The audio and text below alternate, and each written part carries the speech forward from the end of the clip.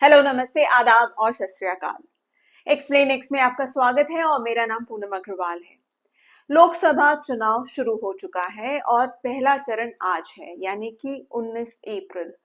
अब इस पूरे इलेक्शन पर एडीआर, जो कि एसोसिएशन फॉर डेमोक्रेटिक रिफॉर्म है, उन्होंने बहुत ही अच्छी रिपोर्ट कंपाइल की है। उन्होंने फेज वाइज एनालिसिस किया है अपने जो भी कैंडिडेट्स हैं डिफरेंट डिफरेंट पॉलिटिकल पार्टीज के, उनके ऊपर। और उनका एनालिसिस क्या है? उनका एनालिसिस खास तौर पे दो चीजों पर है कि कितने सारे कैंडिडेट्स के ऊपर क्रिमिनल केसेस हैं, और दूसरा कि उनमें से जो कैंडिडेट्स जो कंटेस्ट करेंगे, इलेक्शन चुनाव लड़ेंगे, उनमें से कितने करोड़पति हैं। तो उन्होंने ये डेटा बनाया है एसोसिएशन फॉर डेमोक्रेटिक रिफॉर्म ने।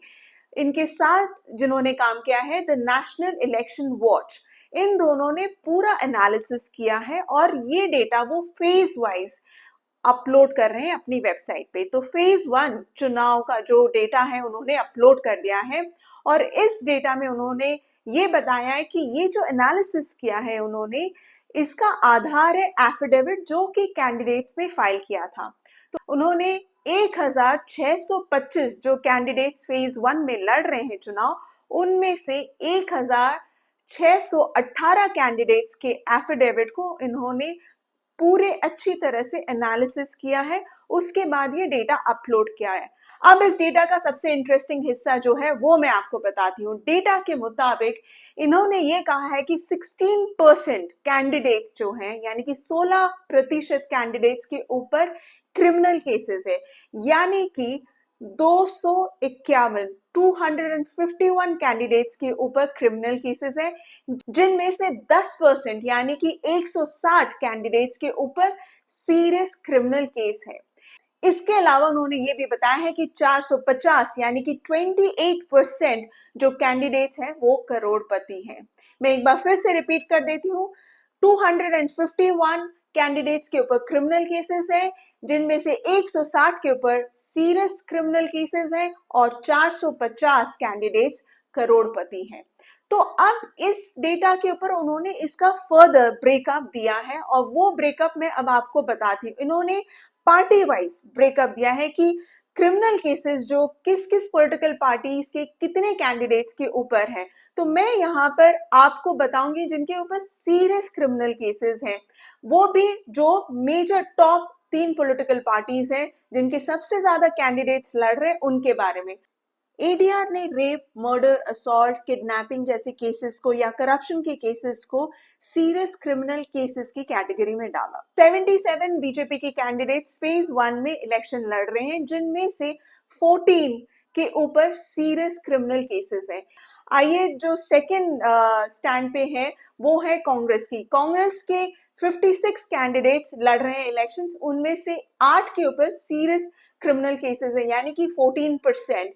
इसके बाद आइए एआईएडीएमके, इनके 36 कैंडिडेट्स इस इलेक्शन में लड़ रहे हैं, जिनमें से 6 के ऊपर यानी कि 17% के ऊपर सीरियस क्रिमिनल केस है। अब जानते हैं कि आखिर ये करोड़पति कैंडिडेट्स यानी कि 450 करोड़पति कैंडिडेट्स हैं कौन। आप सबको पता है कि इलेक्शन बिना पैसों के लड़ा नहीं जाता, और खासतौर पे उन्हीं को टिकट मिलता है जिनके पास या तो मनी पावर हो या मसल पावर। इन दोनों में से एक की जरूरत तो बहुत ही है, अदरवाइज इलेक्शन लड़ना काफी मुश्किल है। नहीं तो आप और हम जैसे लोग जिनके पास ज्यादा पैसे नहीं है, वो भी शायद इलेक्शन लड़ लेते। तो अब एडीआर का जो डेटा है उसके बारे में आप जानते हैं। इन्होंने ये पूरा ब्रेकअप दिया है कि कौन से पॉलिटिकल पार्टी से कितने कैंडिडेट्स करोड़पति हैं। तो पहला जो उन्होंने बताया है कि बीजेपी के पास जो कि 77 कैंडिडेट्स जिनके लड़ रहे हैं, उनमें से 69 कैंडिडेट्स करोड़पति की कैटेगरी में है, यानी कि 90% इनके कैंडिडेट्स करोड़पति है। उसके बाद कांग्रेस का फिगर हम जानते हैं, कांग्रेस के 56 कैंडिडेट्स लड़ रहे हैं, उनमें से 49 कैंडिडेट्स करोड़पति है, यानी कि 88% आता है। और इसके बाद हम आते हैं एआईएडीएमके के फिगर के ऊपर, इनके 36 कैंडिडेट्स हैं, यानी कि 36 कैंडिडेट्स लड़ रहे, जिनमें से 35 कैंडिडेट्स करोड़पति हैं। तो ये हुआ 97%। उसके बारे में और जानकारी के लिए अब मैंने इनमें से 10 टॉप 10 जो कैंडिडेट्स करोड़पति हैं उनका डेटा अलग से निकाला है, जो कि एडीआर के आप वेबसाइट पे जाएंगे वो डेटा वहां भी मौजूद है। तो हमारे टॉप 10 करोड़पति कैंडिडेट्स कौन है? सबसे पहले स्थान पर है कमलनाथ जी के बेटे नकुल नाथ। इनका नेट वर्थ जो बताया है एडीआर ने ये है 716 करोड़, 716 करोड़।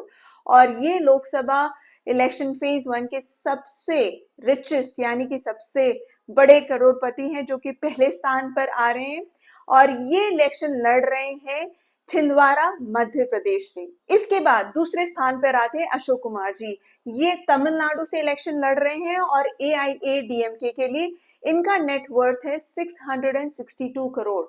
तीसरे स्थान पर हैं देवनाथ यादव टी और ये बीजेपी के मेंबर हैं और ये कंटेस्ट कर रहे हैं शिवागंगा तमिलनाडु में है और इनका नेट वर्थ है 304 करोड़।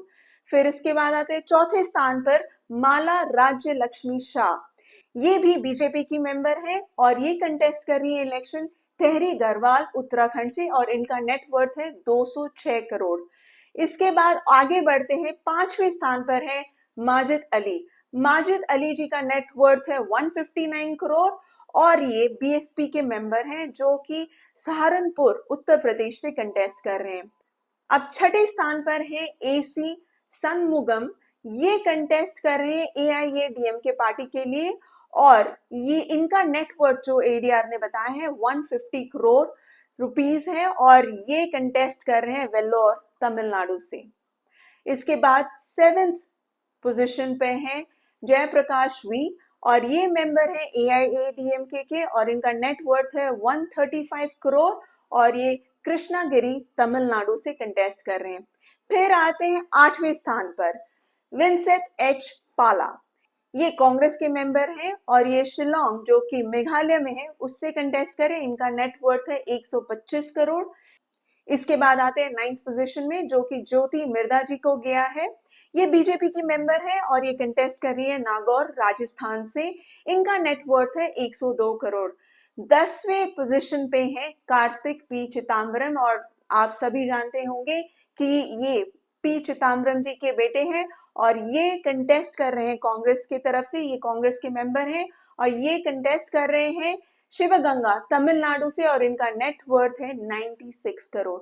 तो ये था लिस्ट आपके सामने 10 टॉप 10 करोड़पति जो कि फेज 1 में कंटेस्ट कर रहे हैं। इसके अलावा आपको मैंने ये भी बताया कि किस किस पॉलिटिकल पार्टी से सीरियस क्रिमिनल केसेस के कैंडिडेट्स भी लड़ रहे हैं और कितने परसेंटेज है उनके उन सब पॉलिटिकल पार्टीज में। ये डेटा एक बहुत ही अहम डेटा इसलिए भी कि हमें ये जानने की जरूरत है और हम सबको ये इस बात की जानकारी होनी चाहिए कि हमारे कैंडिडेट्स कौन है, उनका बैकग्राउंड क्या है, उनके पर क्रिमिनल केसेस है कि नहीं। तो जब आप वोट देने जाए तो इन सारी चीजों का खास तौर पे अपने कैंडिडेट के बारे में यानी कि उनके क्रिमिनल केसेस के बारे में अगर आपको जानकारी हो उसके बाद आप निर्णय लेके आपको वोट किसको देना है, क्योंकि हम सब चाहते हैं कि हमारा जो वोटिंग प्रोसेस है, हमारा जो इलेक्शन हो वो क्लीन हो और हम चाहेंगे कि हम उन कैंडिडेट्स को चुने जो कि हमारी सोसाइटी को सर्व करे और उनका बैकग्राउंड भी क्लीन रहे। तो हो सके तो आप ये जानकारी भी लेने की जरूर कोशिश करिएगा। ये मैंने आपको डेटा दिया फेज 1 का। फेज 2 का डेटा भी बहुत जल्द ही मैं उस पर वीडियो बनाऊंगी और एडीआर का जो रिपोर्ट है उसका लिंक मैं इसके डिस्क्रिप्शन बॉक्स में भी डाल दूंगी। आशा करती हूँ कि आपको ये वीडियो पसंद आया होगा। Please do like, share and subscribe. Thank you so